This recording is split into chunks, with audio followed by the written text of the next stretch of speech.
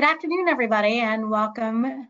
Thank you for joining us today. We're super excited to have you with us.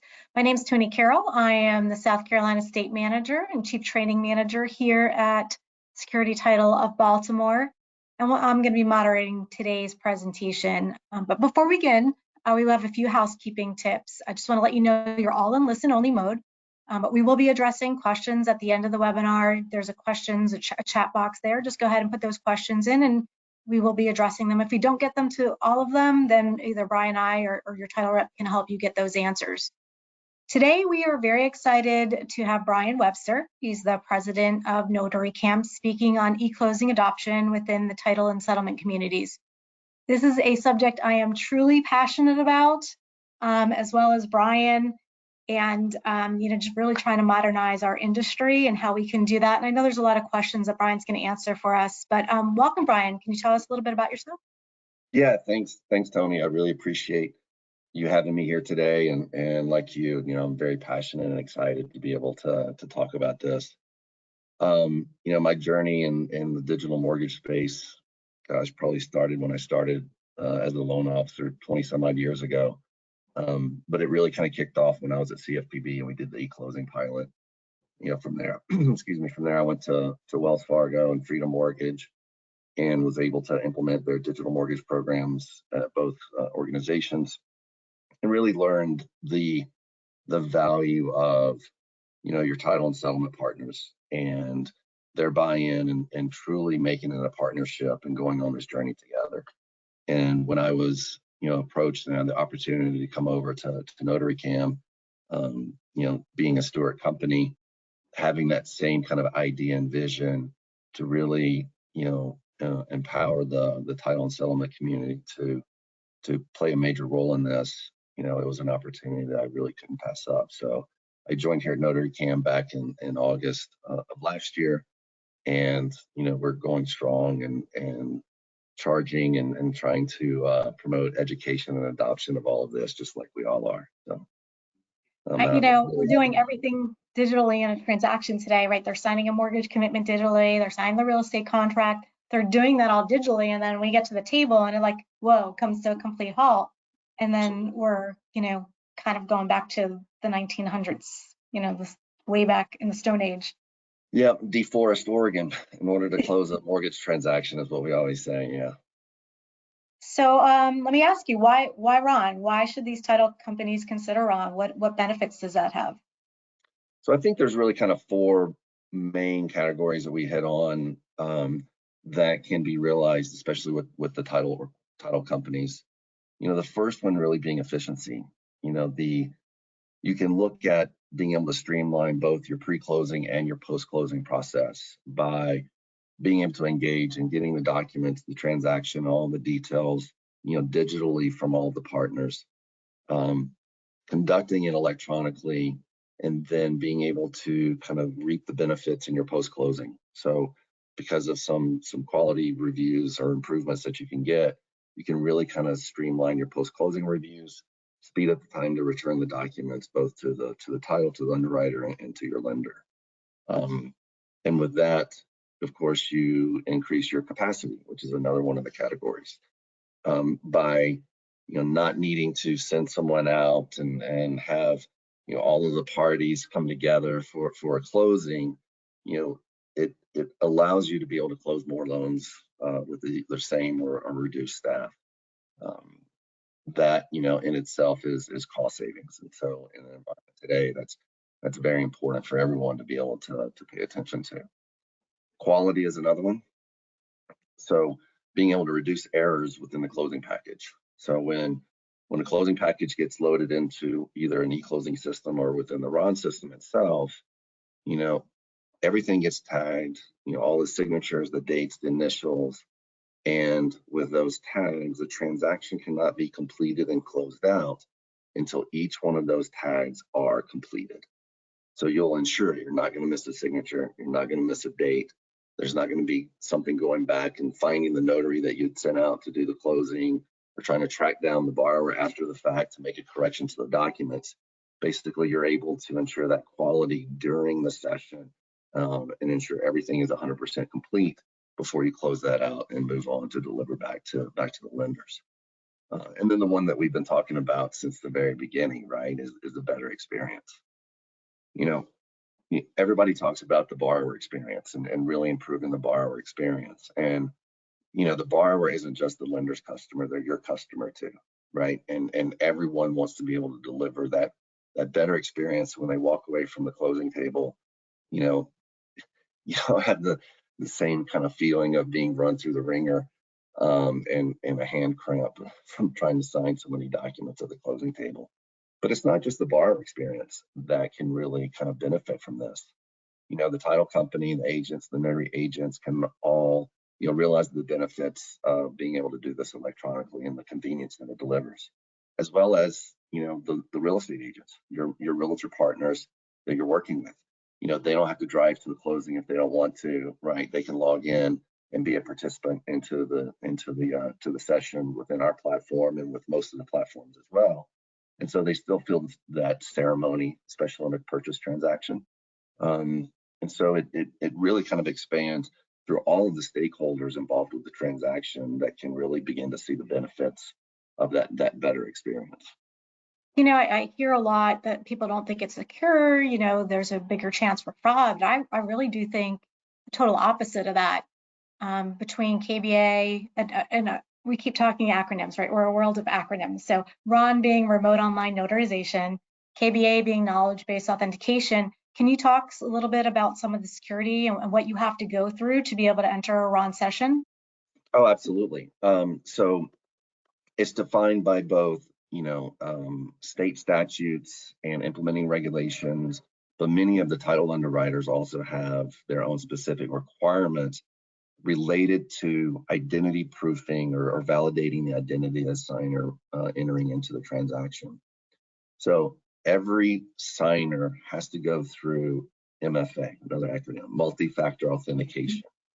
And what that is referring to is that you need two different methods of proving and validating the identity of the signer to ensure that, you know, they are who they say they are. You know, our traditional kind of an in-person notary, you know, you get a driver's license, you get a passport, you look at it, you validate it, you look at them, and you're like, yeah, they are who they say they are. In the digital world, we have the capability of applying additional security methods on top of that. So the first one is credential analysis. This is similar to, you know, what a traditional notary may do by looking at, you know, the ID, but through the credential analysis, the platform will capture a scan or a picture of the ID being used. We use third-party vendors that will go through and run a digital forensic analysis on the ID. They look for details based on the type of ID it is. They look for spacing. They look for hologram images. We'll actually scan the back of the ID as well. So if there's a machine readable zone, MRZ, which is the little barcode on the back of your driver's license. So that contains data that is representative to the information that's on the front of the driver's license. So it makes that comparison, right? So that's just another check to ensure that it's not a fraudulent ID. You know, it looks for, you know, the lamination and the edges around the edge of the driver's license. So there's a lot of checks that are being done electronically that aren't necessarily available, you know, when just looking at it kind of in person and manually. You know, the other one that you mentioned is KBAs or knowledge-based authentication. We use a separate vendor, so not the same vendor that does the credential analysis, and we submit information to that vendor. It's usually, you know, name, birth date, and last four of a social security number. And those vendors kind of collect public record information, whether it's based on the credit report or other sources that are available, you know, in the public domain, in order to be able to create these out of wallet questions. And that refers to, it's like things that only you should know. And it presents, you know, 5 questions to the signer. They have 2 minutes to answer the questions. Typically it's 4 out of 5, so 80% accuracy rate. If for some reason they fail the first time, they do get, you know, one do-over. in order to be able to try it again. I don't necessarily know what color my 1992 Honda Prelude was, back in 30 years ago. Right. So sometimes it can be a little difficult. So they give them a second chance to do that. So through both of those kind of separate, independent verification processes, it allows the system to track and document the fact that we've identified who the signer is. We've captured that basically in our audit log. It gets added to the digital notary journal that we maintain within our platform. And then, we introduce the notary and the signer into the session. The notary always then has, their ability to make their professional determination of whether or not there's anything going on within the transaction, just like they do today in the traditional session. If for some reason they don't feel like that the signer is who they say they are, or there's something going on, the notary always has the ability to kind of end that session on their own. Yeah, and we've heard several people that have been identified being fraud, right? So if they don't pass the first 2 times, they get locked out for 24 hours. And it gives you another opportunity to dive down deeper into who that person is within front of you that may not have come up if you were just looking at that license, and maybe it does look good. And you still have that human interaction. So, Yep. You're really truly taking that in-person experience and just moving it digitally. And the recording. So Yeah. not many criminals, I'm not saying I know any criminals, but I can imagine if you were a criminal, you wouldn't necessarily want, a video taking of you committing the crime, right? And Right. like we have an audio video recording of the entire process. So that is a major deterrent as well. And to your point, Tony, about maybe they failed 2 times, you have to wait 24 hours. That gives both us as an organization. So with anything like that, we'll go back to the title company or the lender, or whoever submitted the transaction, and kind of questions like, hey, we had a challenge, or the signer had a challenge, and maybe do a little bit more digging, like you said, do a little bit more investigation. The types of fraudulent transactions that you hear about, or that you see the most within this type of environment with the RON, is usually, a purchase of a empty lot, vacation home, second home, and they're coming in and posing as the seller. So, any kind of red flags, or something that doesn't seem off, there are ways that you can do a little bit of investigating and research in order to take a second look and validating who that signer really is. Which is awesome. So it just adds to that level of modernization. Absolutely. We hear a lot the lenders aren't ready for it, but title companies can do this without the lender initiating, or maybe there's different options if the lender's not ready, maybe hybrid. Can you talk a little bit about how a title company can get started with RON if it's not necessarily initiated by a lender? Yeah, absolutely. Like I said, at Wells and Freedom both, it was very important for us to be able to reach out, engage, and partner with our title and settlement partners. But as a title company, you don't have to wait on the lender, like you said, Tony. Within, it's public, we're owned by Stewart, and so conversations within Stewart is every single sell side transaction should be getting executed via RON.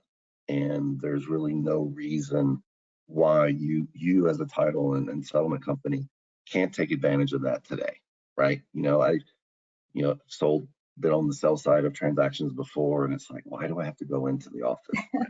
I just Sit do in this online. traffic, pay high Right, gas sit in traffic. prices. Yeah, and typically it's going in and I'm signing 3 or 4 documents, and it took me longer to drive to the office than it did for me to sit there and conduct the transaction. So that can be an immediate benefit, right? And many of the platform providers out there, or services providers out there, it's a reduced cost for doing a sell side, because you're only doing a couple of documents, and it's pretty quick. So you can see that immediate advantage of being able to leverage them on the sell side. On with lender documents, or these hybrid transactions. I'm at the Simple Nexus user conference this week, which is a point of sale solution. and there's a lot of conversations around kind of hybrid run. And, you know, the hybrid transaction, you know, as we talk about it, is, you know, the non-critical documents, right? The documents that don't impact, you know, the lender selling it to the secondary market, or, you know, the title documents that perfect the lien and the transfer of ownership and so on and so forth, you know, are signed, you know, by the borrower, by the customer ahead of time, kind of on their own. And then they can come in and they either do a wet sign of the note, but you can also take those and deliver the notary documents electronically, conduct you know your notarized documents, you know, via ROND, even if everything else isn't being done. And you don't necessarily need to wait on the lender to be able to you know, finalize and electronically notarize, you know, your documents that you're meeting. You know, every consumer, every borrower in this transaction, you know, they're going to have their relationship with the lender, but they're also going to have a relationship with you. You know, they're your customer as well. And so you do have the capability of executing these documents electronically and remotely notarizing them, you know, even if it's not really being driven by the lender. And that totally makes sense. So it can eliminate the need for a power of attorney, which we see, you know, kind of a high claim rate on. Can title curative, if you have small little document to be signed after closing, you know, don't have to send a remote notary out or send your staff out. And I just, from everything you're saying, cost savings for overnight mail, for paper costs, for travel costs, writer's cramp, you know, we're not using that pen and paper. My arthritis cream, you know, I can cut down my prescription to that. You know, and you mentioned a couple other areas, Toni, and you know, I'm not sure kind of how this applies to the participants here today, but you know, one area that we're seeing quite a bit of adoption is within the default servicing space and the loan mod space. You know, you mentioned curative. You know, there's some curative work that gets done, you know, for default servicing, as well as the execution of modification documents, partial claim assumptions. You know, all of those can be done, especially with the passage of Ginnie Mae, allowing, you know, electronic and RON transactions on all of their loans. You know, it really opened up the opportunity to be able to leverage RON in any kind of aspect of a mortgage transaction, whether it's a, you know, for new origination or you're doing work for your servicer and some of your default servicing clients. Yeah, those are all great points for sure. And in addition, you know, it's a great time for people to start talking to their lenders to see where they are in that journey.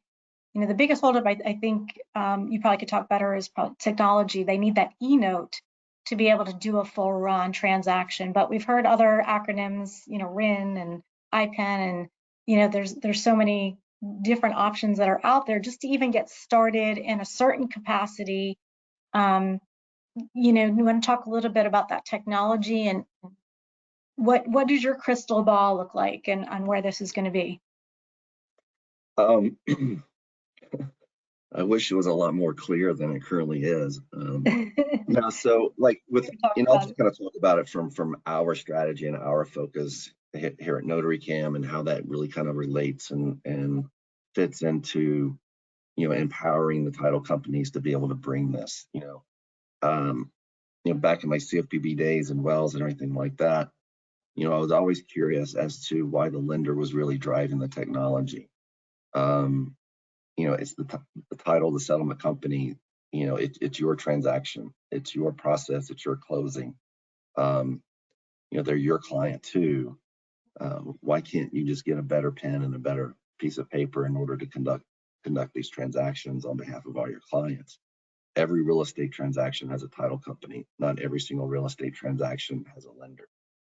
And so, you know, being able to, you know, go out and find this technology that can allow you to electronically sign, you know, any document that you need to, including an e-note and all of your notarized documents. You can find, you know, single platforms or a combination of you know, a few different platforms to, you know, bring that technology together. And, you know, what we're trying to do is bring a single solution that will, you know, allow our customers to be able to sign any document electronically. We're supporting e-notes. We're getting ready to roll out, hopefully in Q2, but it might push out to Q3. the ability to generate an e-note. So, those using our platforms can go to their lender customers or even their real estate agent customers and say, look, you don't have to do anything different. You need to be able to fund an e-note and have an e-vault, but you really don't need to do that much different in your process. Send us your documents just like you do today. We will, flag and tag them. We will convert to an e-note, generate the e-note, compliant e-note, and be able to deliver that package back to your lender customers in a fully digital package. With the ability to do kind of IPIN, right, as well. So if for some reason you can't do a remote notarizations, you can still use the same platform to have a notary go out and meet with the consumer and still execute all the documents electronically. Even though you're doing an in-person, face-to-face meeting, and you don't necessarily get the, time savings of staying remote, you still get all of the benefits around data quality and efficiencies and being able to, cut down on post-closing and get the documents and document package together and sent back to your lender almost immediately. And especially in those states that require, lender review the documents before releasing funds, you can really expedite that process. You don't have to go and scan documents and send them back and wait for the lender to come back. You can post them up into the system. The lender can go in and review and make that approval, and you can go ahead and immediately release those funds. So, you can really begin to see, a lot of those advantages. And it's just for us, just for you guys, and not necessarily needing to have that lender wait on you. If you can bring the solution to bear and go to the lenders and start advertising this as basically another kind of tool that you have in your toolkit of what you can deliver, that goes a long way, because that then takes majority of the burden off of the lender of being able to or needing to be able to implement a digital mortgage program, because you're bringing 75% of it to them without them needing to lift a finger. And it's also a big selling point to your real estate agents as well. Yeah, those are all really good points, right? Differentiate yourself in the marketplace. Absolutely. Lenders may not be asking for it, and I hear that a lot. Nobody's asking for it. Well, you want to be the innovator. You want to get out there and shout it from the rooftops. Hey, this is an option. Now, it's not for everybody. We're here, we're like passionate about this, but I know it's not for everybody. You have somebody in a rural internet area, they can't, not good with technology, may not be for them. A first-time home buyer wants to do that in-person experience. There, I would say let's make this a standard in every transaction. Let people opt out, especially for seller docs, cash sales. Yep. Yeah, and that's the thing too, is if a lender is bringing the technology to the table, they're really kind of taking away the flexibility that the title company has in managing the transaction, because then the title company isn't really knows which direction to go at the very end, and if they need to call an audible and shift, there's some coordination that needs to happen with the lender. If the title company has their own tech platform, it's their solution that they're bringing to the table. The day before closing or right before closing, having the conversation with the borrower to say, look, you can do this either paper in person, I can send somebody to you, or we can do it all, online, and having the flexibility of just taking a different kind of exit, off the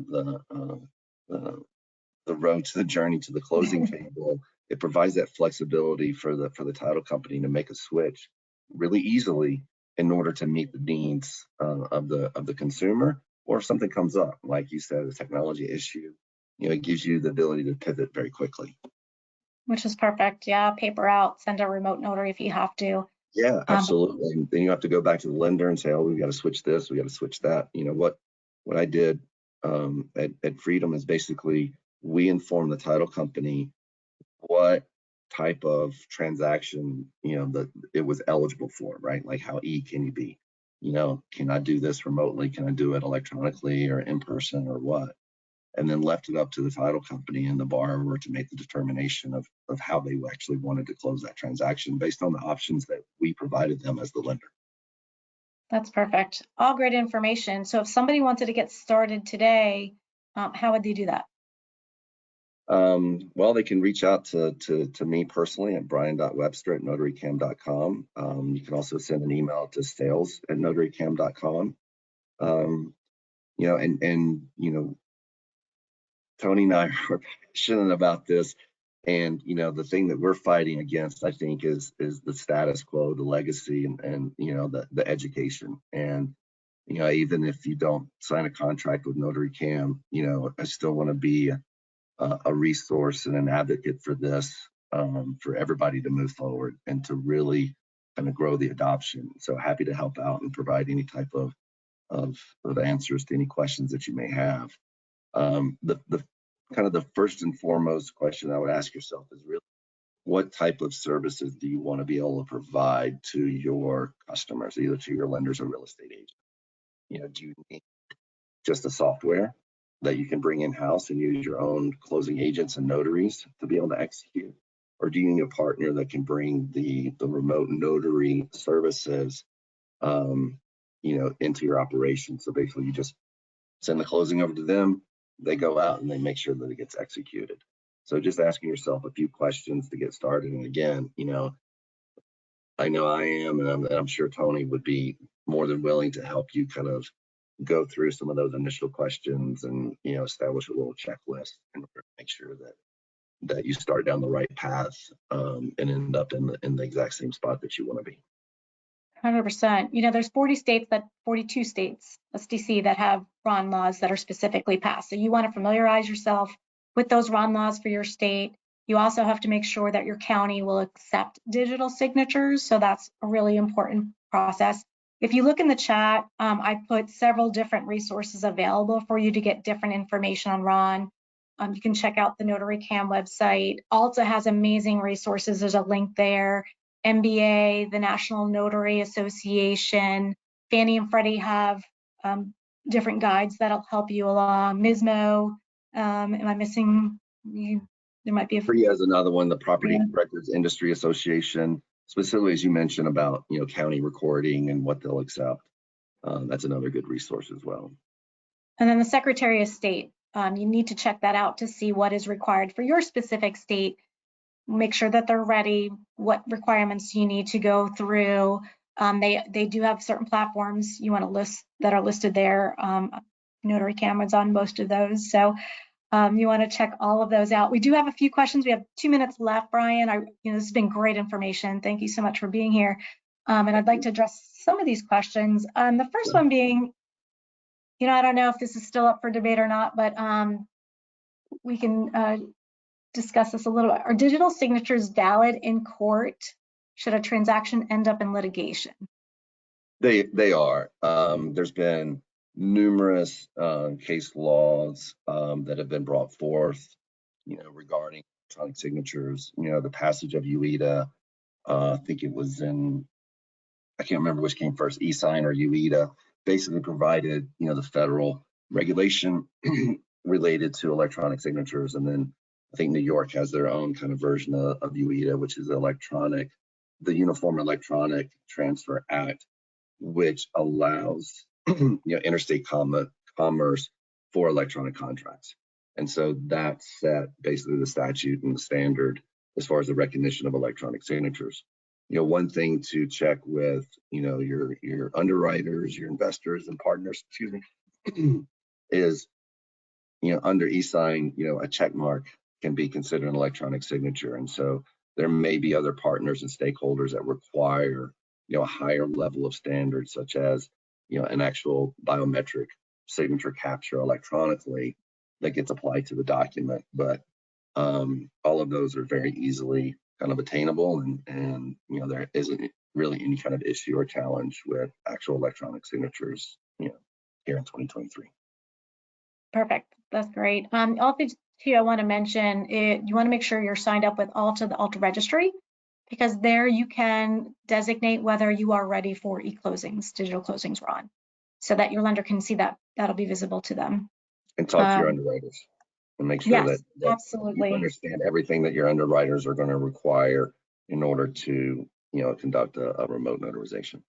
That is number one for sure. And if somebody wants to learn more about costs? Yeah, reach out to us. We're happy to talk about that. We on our licensing software, it starts at $25 a transaction for two signers. For services, it's as low as $75 a transaction, depending upon the document package. But happy to talk about all the different types of services and costs. So what we try to do is make sure that we stay aligned and kind of equal to other types of notary and mobile signing services. It's just a different way of conducting the same type of transaction. It doesn't necessarily have to be more costly. Well, perfect. Well, appreciate your time here today, Brian. We've come to an end of we could talk about this forever. I know you and I. No, I know we could. But I appreciate you joining us today, and thank you everybody that has joined into the webinar. Next month, we're going to be talking with Linda Perro from Require, and she's going to talk about how to streamline your post-closing with release tracking and the title curative services. That's going to take place on April 6th, Thursday, April 6th, same bat time, same bat place, and we're going to get those invitations out. This will also has been recorded, so you can see our lovely faces again. Once the recording is completed, it'll be under our videos on our eSecurity website. Thank you all for joining with us. Have a great day. All right. Thanks, everyone. Thanks, Toni. Thanks, Brian. Bye-bye.